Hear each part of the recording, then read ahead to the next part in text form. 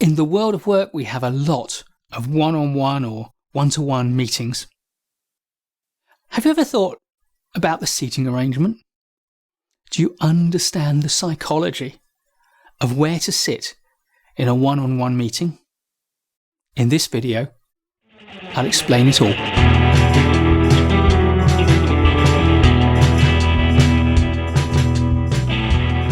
It's easy to understand the psychology of seating in a one-on-one meeting as soon as you recognise it's all about two things.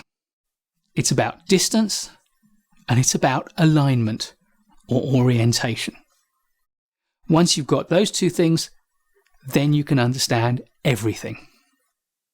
And the fact is, it isn't hard to understand either the meaning of distance or the meaning of alignment, because when we use the terms metaphorically, we're just digging in to an innate understanding of their psychological impact. So distance first. The closer you are physically, that represents the closer you are emotionally. And likewise, the further you are physically, then the greater the distance between you emotionally. And alignment is just as easy. The more the directions that you're sitting in are aligned, then the greater the level of cooperation and collaboration they represent.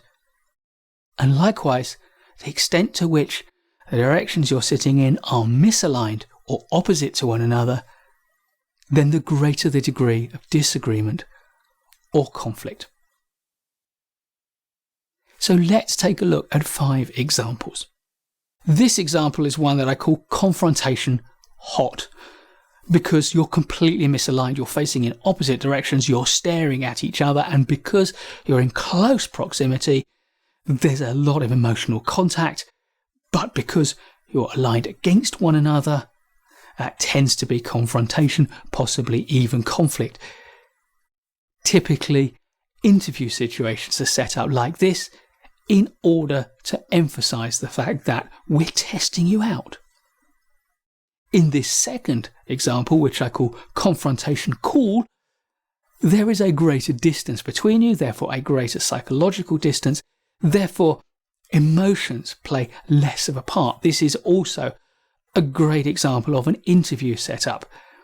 And in fact, if you have multiple interviewers on one side of a table, with the person who's being interviewed on the opposite side, the greater separation here would indicate that we want to be impartial.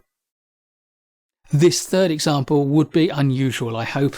I refer to it as the isolation layout, because not only are you not able to make eye contact, but you are at maximum separation physically from one another, and you're facing in opposite directions, but because you're not easily making eye contact, you're isolated emotionally from one another.